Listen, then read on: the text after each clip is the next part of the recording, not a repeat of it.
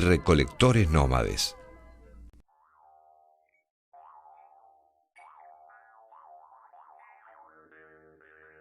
Ocuparon todas las zonas de nuestro territorio. Vivían en constante movimiento. Pero ese nomadismo no era un vagabundeo al azar. Ellos conocían profundamente los ciclos de la naturaleza y se desplazaban en busca de los mejores territorios para su subsistencia, a los cuales volvían periódicamente. El modo de vida del cazador está asignado por el movimiento. Es decir, el territorio del cazador en realidad no es un espacio fijo, es un encuentro, digamos, de diferentes espacios en diferentes momentos del año. La clave para la subsistencia de los cazadores recolectores es llegar a los algarrobales cuando la fruta del algarrobo está madura, llegar a las lagunas altoandinas en la Puna cuando los flamencos anidan ahí, por lo tanto están disponibles los huevos, o seguir en las rutas migratorias de los camélidos cuando estos están desplazándose de un ambiente a otro.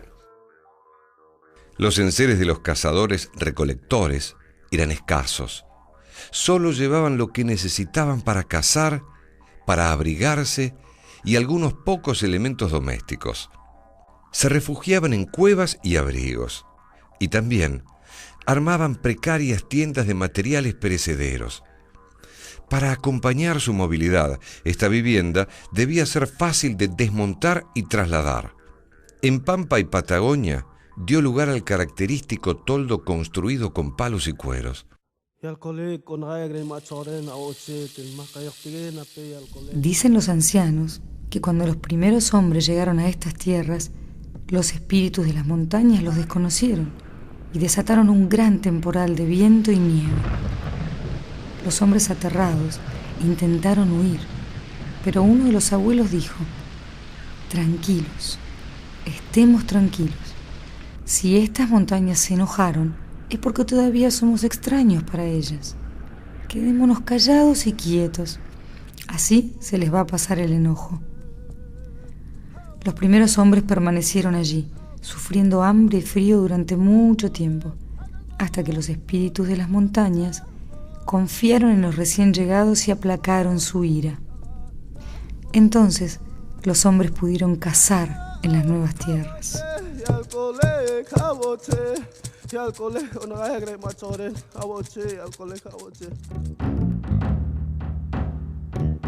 Los primeros testimonios de la presencia humana en el noroeste argentino y en la quebrada de Humahuaca en particular se remontan unos 10.000 años atrás aproximadamente. Se trata de pequeños grupos de cazadores recolectores, esto es, sumamente móviles, nómades, que probablemente venían desde el norte y que vivían de la recolección de frutos silvestres, raíces y de la caza de animales como la vicuña o el guanaco.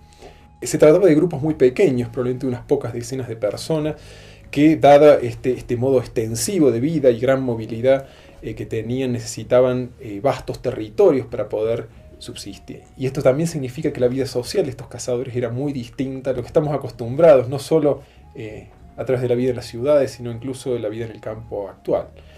Probablemente en toda su vida un cazador de estos veía menos gente que la que uno ve hoy en día en la plaza de Tilcara dando vuelta en una tarde, por ejemplo.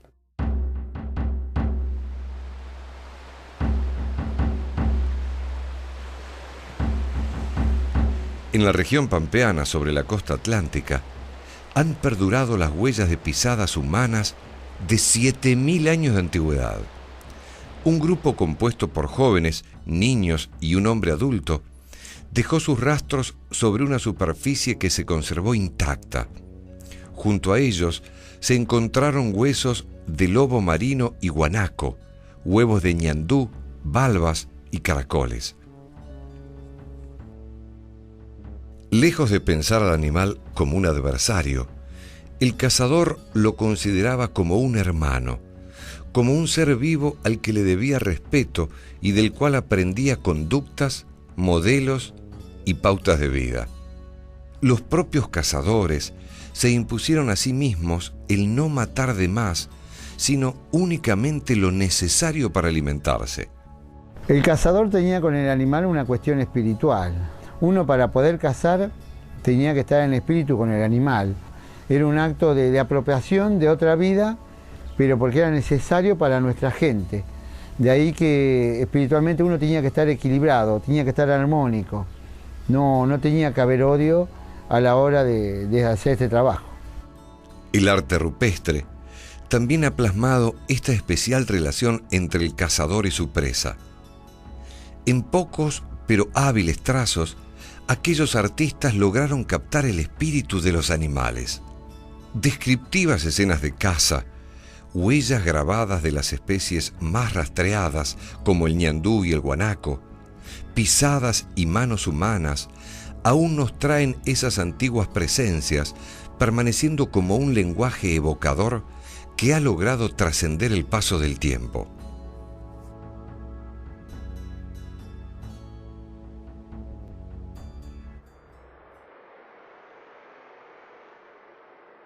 Con ligeras variantes, el modo de vida cazador perduró a lo largo de casi 10.000 años. Entretanto, en el extremo sur del continente y Tierra del Fuego, se produjo una situación excepcional. Mientras en el interior de la isla se mantenía el modo de vida cazador típico de la Patagonia, en los canales fueguinos otros grupos se adaptaron al medio ambiente marino. Eran los nómades del mar. Llegaron hace unos 7.000 años, cuando la retirada de los hielos dio lugar al repoblamiento de los bosques.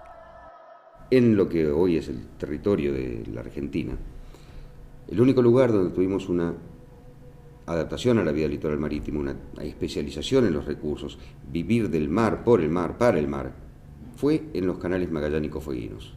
Esta zona fue ocupada por yámanas, alacalufes, jalapulup, que eran gente que sí eran canoeros del mar, nómades del mar, que vivían en alta dependencia de esta línea de recursos marinos. De los más antiguos, el paquete de instrumental que tenían era un paquete que ya estaba perfectamente desarrollado y diseñado para las condiciones de mar que tenemos aquí. Fundamentalmente, los arpones ya estaban listos y perfectamente diseñados para el tipo de caza, ya lo veremos, tenían una utilización importante de la materia prima que proveen los recursos marítimos. Se internaban en el mar con sus canoas fabricadas de corteza de haya, en donde viajaba toda la familia. Cazaban principalmente lobos marinos, utilizando arpones con punta de hueso. También pescaban y recolectaban mejillones, cangrejos, raíces y hongos. Al fin del día, volvían a la costa y se guarecían en sus chozas hechas con ramas. La durabilidad de estas chozas era muy alta, supongan ustedes un par de años, aunque sean unas pocas ramas, y dejadas allí, y si la gente volvía, incluso con algún tipo de reparo, pueden durar bastante más. Lo necesario para convocar a que la gente vuelva a aparecer en ese lugar y ocupar el espacio del mismo modo, hasta que genero estas estructuras anulares, que me permiten saber que utilizo esa estructura anular para colocar una nueva choza encima, estoy más protegido. De hecho, hoy los turistas van y colocan los fuegos en las bases de estas depresiones, sin siquiera saber que allí hubieron chozas, y van a poner los fogones en exactamente los mismos lugares que los ponían los aborígenes. Es decir, la propia actividad humana está condicionando el espacio, me llama a que vaya hasta allí y me ubique en ese lugar, pero además me condiciona en cómo lo utilizo. Ocasionalmente, cuando alguna ballena agotada o enferma encallaba en la costa, tenían alimento asegurado por varias semanas. Una vez más, era el mar la fuente de sus vidas.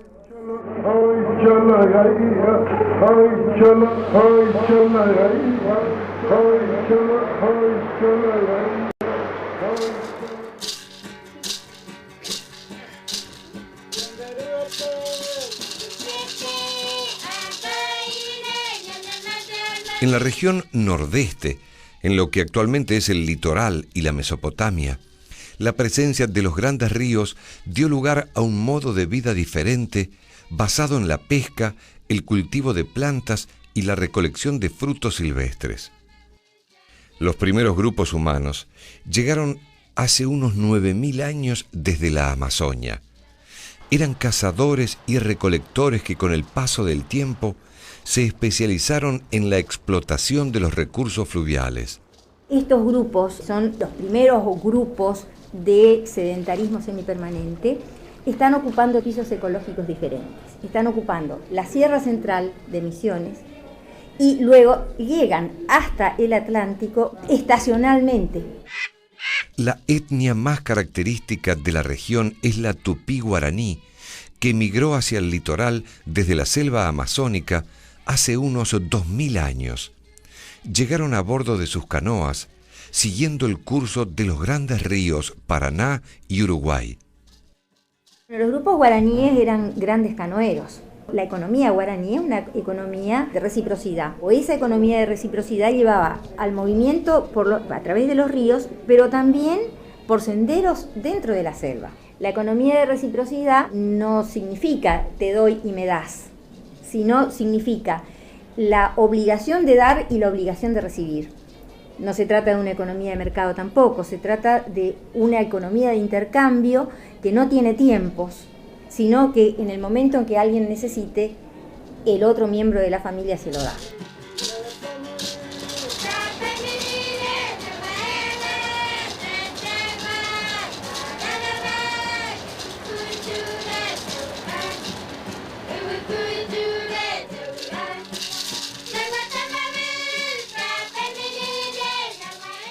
Los guaraníes en realidad son unos agricultores de floresta subtropical. Entonces, primero se quema, se roza el monte, es decir, se corta, luego se quema y sobre ese mismo monte quemado se siembra. Se quitan los árboles o la madera que se va a utilizar, lo demás permanece y se siembra con palo plantador de manera tal que no se haga el deterioro o la desertización del monte. El núcleo central de la aldea estaba en un lugar, se trasladaba cada 4 años cuando se exterminaba la tierra, pero al cabo de 40 años estaba en el lugar inicial con el monte reconstituido. Los guaraníes concebían la necesidad de emigrar en relación a la idea de la fatiga cósmica, el cansancio de la tierra que, agotada de vivir, se regeneraba a sí misma. Imaginaban que existía la tierra sin mal, un lugar justo y sin dolor, fuera del tiempo y del espacio, aunque alcanzable en esta vida. Es posible que esta idea fuera la que impulsara los traslados colectivos a estos grandes viajeros de la selva.